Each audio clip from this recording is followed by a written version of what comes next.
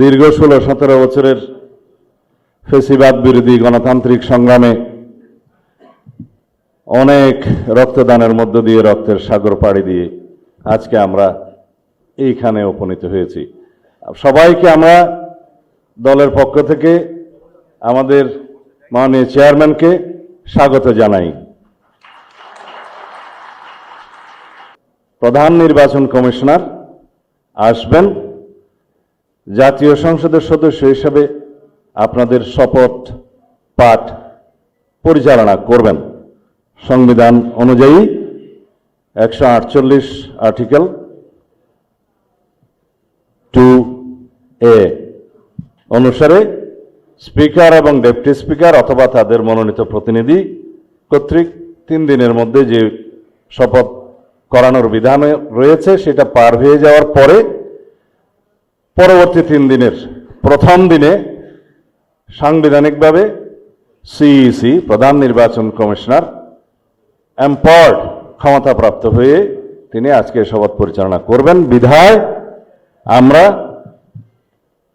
সদস্যদের শপথ পত্র বা ঘোষণাপত্র এই সাদাটাতে আমরা দস্তখত করব শপথ নেয়ার পরে। এখানে আপনাদেরকে বলা হয়েছে আমি ... জায়গায় নিজের নাম লিখবেন এবং এখানে সংসদ সদস্যদের আসন, জাতীয় নাম্বার এবং জেলার নাম্বার।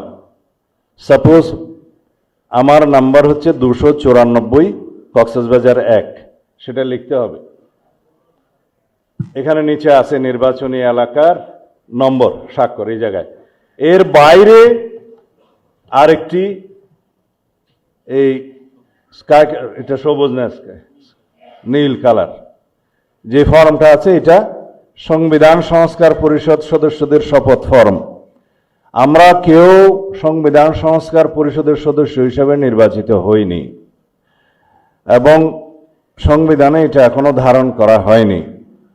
গণভোটের রায় অনুযায়ী সংবিধান সংস্কার পরিষদ গঠিত হলে সেটা সংবিধানে আগে ধারণ করতে হবে এবং সংবিধান সংস্কার পরিষদের সদস্যকে কে শপথ নেওয়াবেন সেটা বিধান করতে হবে এবং কোন এরকম ফর্ম এটা সংবিধানে নেই।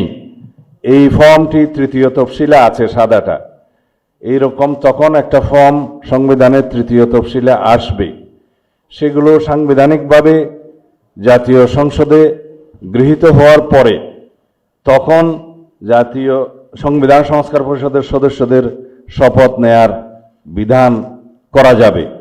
বিধায় আমরা এখন সাংবিধানিকভাবে এই পর্যন্ত আমরা এসেছি, আমরা সংবিধান মেনে এই পর্যন্ত চলছি এবং আশা করি সামনের দিনেও চলব।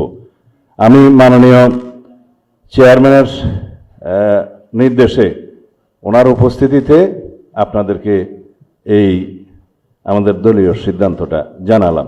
ধন্যবাদ সবাইকে।